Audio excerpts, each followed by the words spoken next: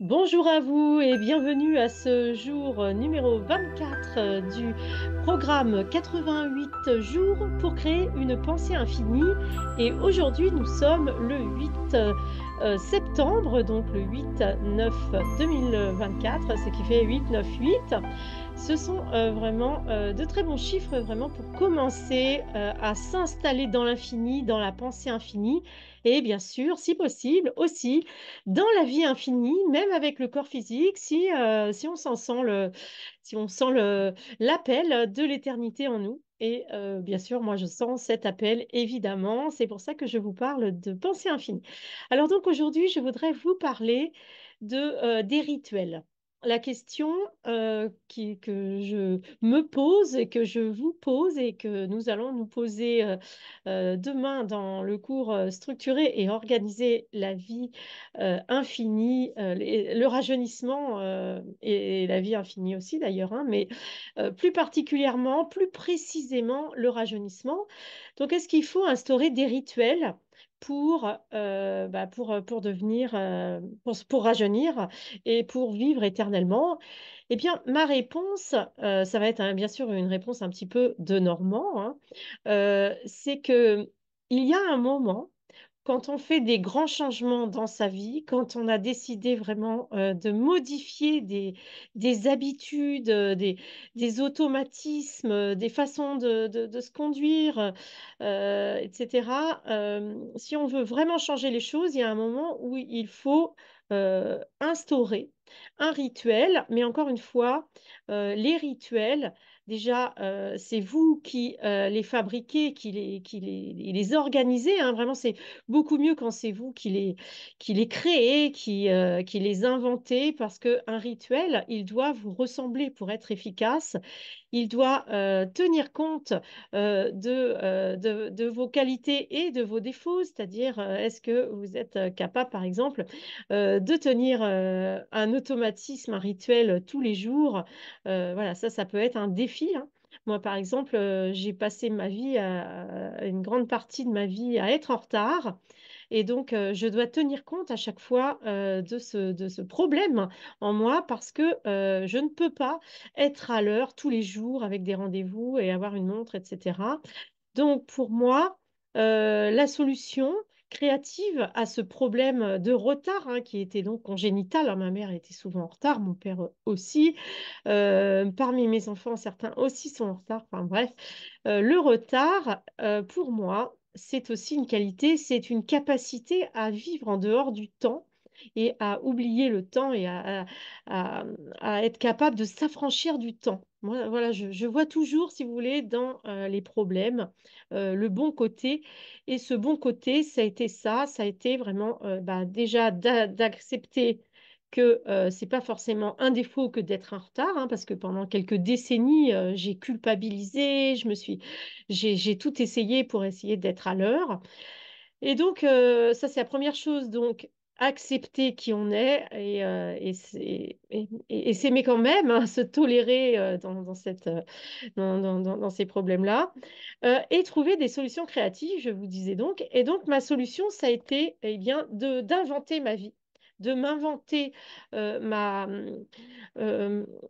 d'inventer ma profession, mon organisation professionnelle. Donc, à travers la petite entreprise, bien sûr, ce qui est super, c'est qu'on fait ce qu'on veut tout le temps. Alors, bien sûr, on a quand même des rendez-vous avec les clients, etc.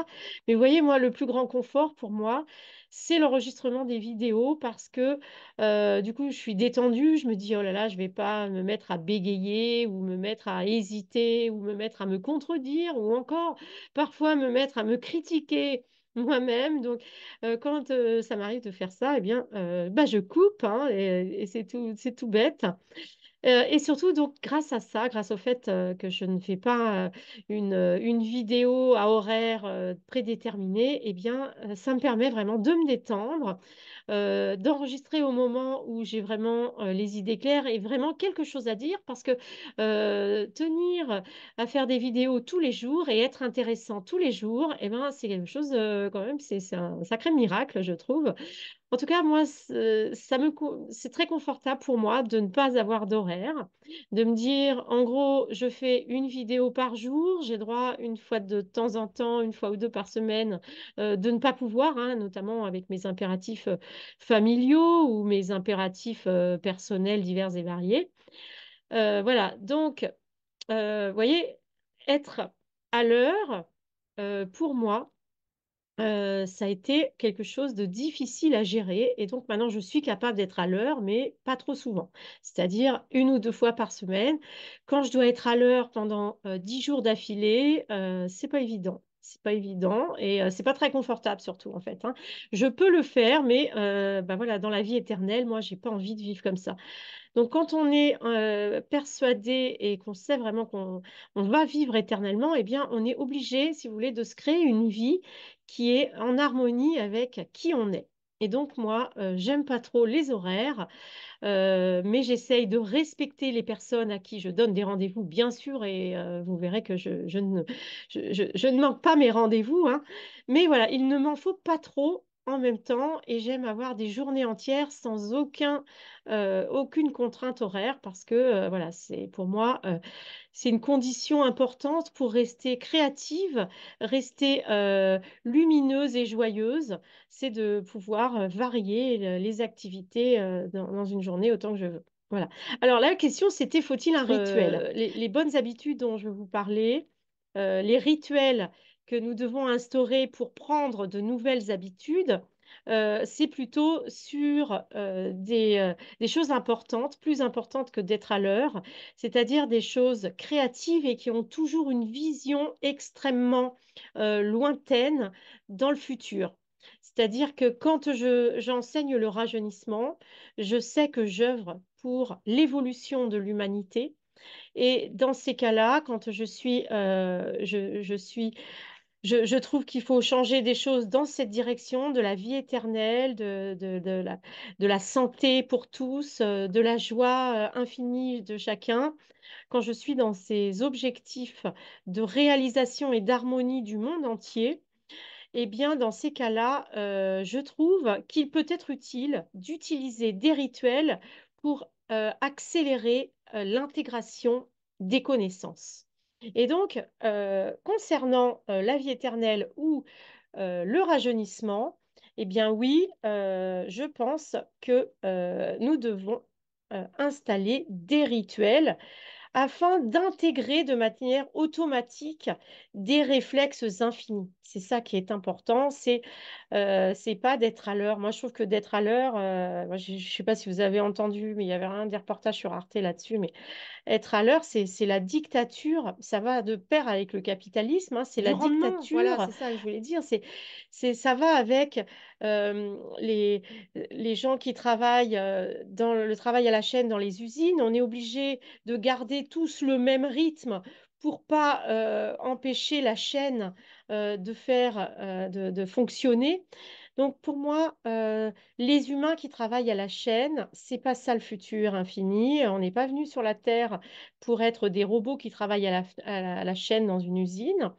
Donc, d'ailleurs, de plus en plus, il y a des machines maintenant qui vont être capables de le faire à notre place. Donc, il n'y a vraiment pas besoin d'intégrer ce type de qualité que d'être à l'heure. Enfin, bref, être à l'heure, pour moi, c'est pas une qualité que je mets tout en haut du hit parade des meilleures qualités qui soient, hein.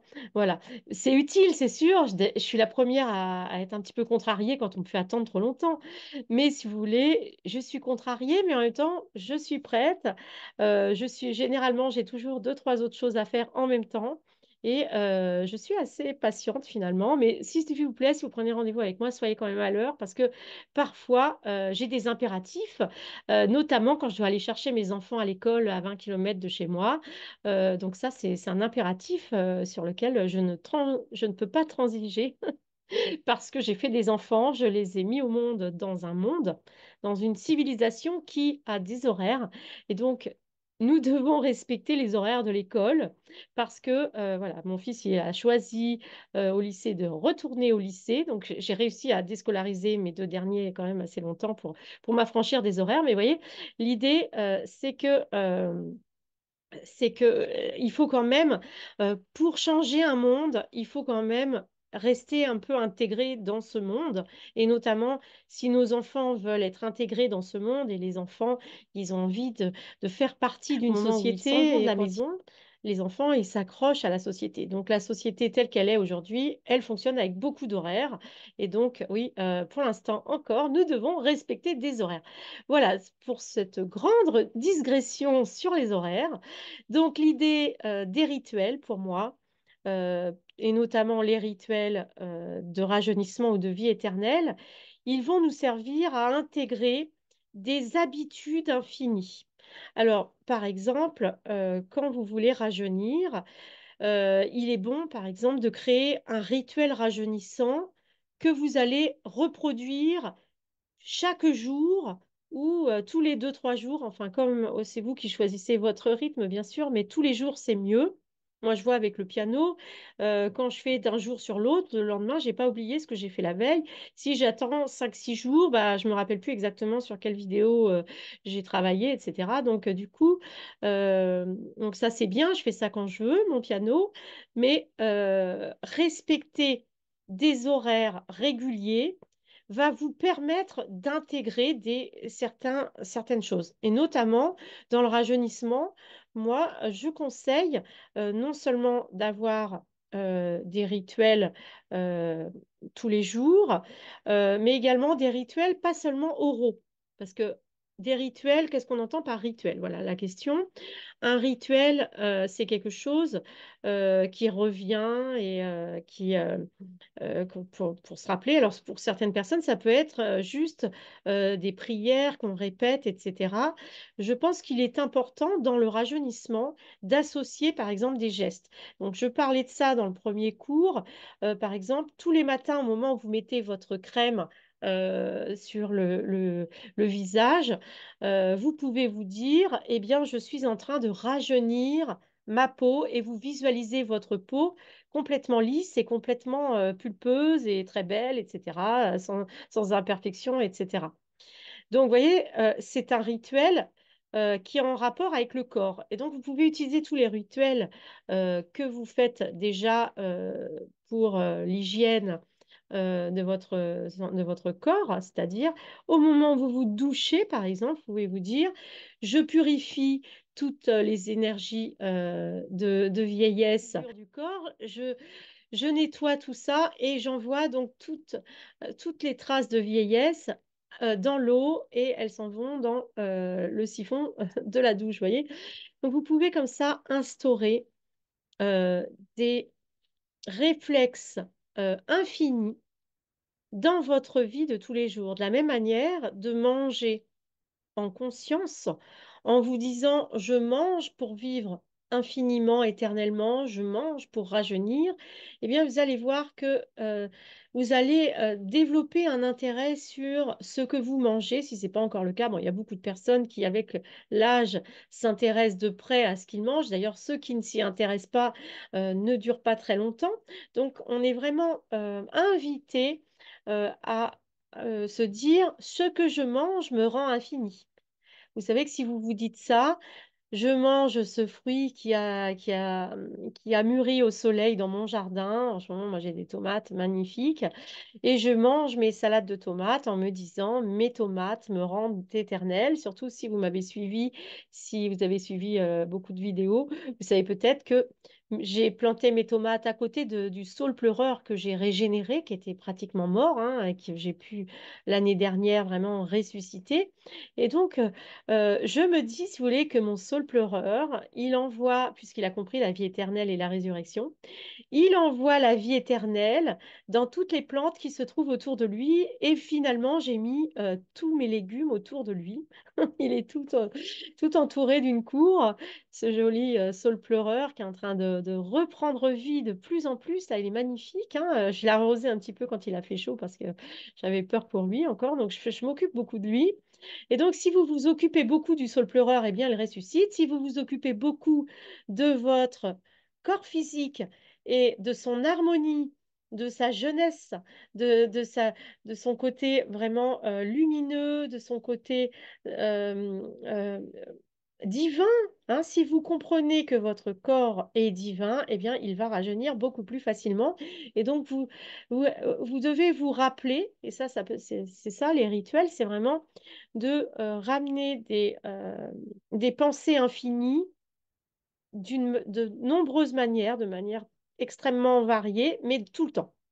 C'est-à-dire que moi, vous voyez, tous les jours, quand je vais dans ma forêt, je vous en ai déjà parlé, donc je communie avec les arbres afin de récupérer leur énergie de jeunesse et de renouvellement, notamment au printemps, quand il y a des fleurs partout, il faut vraiment faire ça, aller dans la forêt et récupérer l'énergie de renouveau, de rajeunissement qui est propre au printemps. Alors là, nous sommes à l'automne. À l'automne, on va être plutôt dans une dynamique où il faut euh, mettre des rituels de protection, de retour à l'intérieur de nous-mêmes, donc de retour à une certaine introspection. Donc là, c'est l'énergie du signe de la Vierge. Alors les signes du zodiaque nous donnent vraiment de l'information sur le type d'énergie sur lesquelles nous pouvons travailler pour rajeunir, pour vivre éternellement, pour guérir également, hein. Donc, en ce moment, au début, fin de l'été, début de l'automne, vraiment, c'est une période délicate, il faut le dire, parce que on était dans l'extraversion de l'été, du signe du lion, etc. Et donc, dans le signe de la Vierge, on revient vers des choses raisonnables. Et donc, bien sûr, bah, des rituels. Le rituel peut être, par exemple, aussi un régime. Moi, personnellement, je suis en train vraiment d'instaurer une autre manière de m'alimenter. Comme je vois pas de médecin, mais comme j'ai un peu l'impression de faire un petit peu de diabète parce que je suis très, très gourmande, naturellement. Donc là, je suis en train de réduire toutes les choses qui ont trop de sucre. Et voilà, donc c'est vraiment le moment de vous resserrer, c'est-à-dire de vous réunifier, de vous concentrer sur votre essence, de vous ramener dans un rituel de reconnexion à vous-même, de reconnexion à votre âme, bien sûr. Et donc, voilà, tout ça, c'est des énergies qu'on doit sentir quand on met en place des rituels ou des nouvelles routines. C'est ces énergies vraiment voilà, de, de recentrage. Voilà. Alors, je pense que j'ai été claire. Si vous voulez plus de détails sur les rituels de rajeunissement, eh bien, dans le cours Structurer et organiser notre rajeunissement, donc qui va avoir lieu mardi, eh bien, nous allons nous concentrer sur la notion de rituel, la notion de routine, la notion vraiment de mettre en place un planning pour être dans une dynamique de rajeunissement qui va devenir durable. Donc le but, ça va vraiment d'intégrer durablement des habitudes et des automatismes de rajeunissement, des automatismes qui vont dans la direction de plus d'énergie, plus de capacités sportives, entre guillemets, hein. Ça peut, bien sûr, moi, je ne fais pas vraiment beaucoup de sport, mais vous voyez, je marche 1 heure par jour minimum, 1 heure et demie. C'est une forme de sport qui est très, très, très bien pour un entretien physique normal, quoi. Faut-il un rituel de pensée infinie? Ma réponse est oui, le temps d'intégrer de nouvelles habitudes de rajeunissement, de nouvelles habitudes de pensée infinie.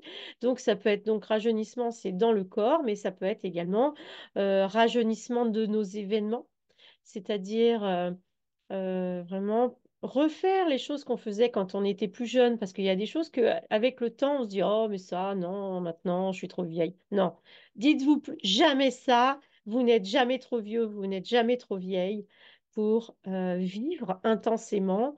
Et c'est ça vraiment la clé du rajeunissement, c'est la vie intensive, c'est-à-dire prendre soin de soi, vivre des choses nouvelles, avancer vers le futur en faisant des projets à moyen terme, à court terme, à moyen terme et à long terme, même à très très long terme. C'est-à-dire, qu'est-ce qu'on va faire dans 10 ans, dans 20 ans, dans 50 ans, dans 200 ans, qu'est-ce qu'on va faire? Voilà.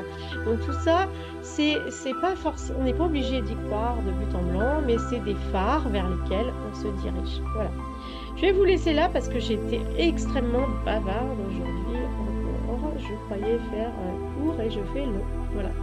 Je vous souhaite une très belle soirée. Je vous dis à demain et vraiment posez vos intentions pour le 8, 9, 8 que nous sommes aujourd'hui. Posez vos intentions de renouvellement de vos pensées vers vraiment la démarche d'être infini. À bientôt.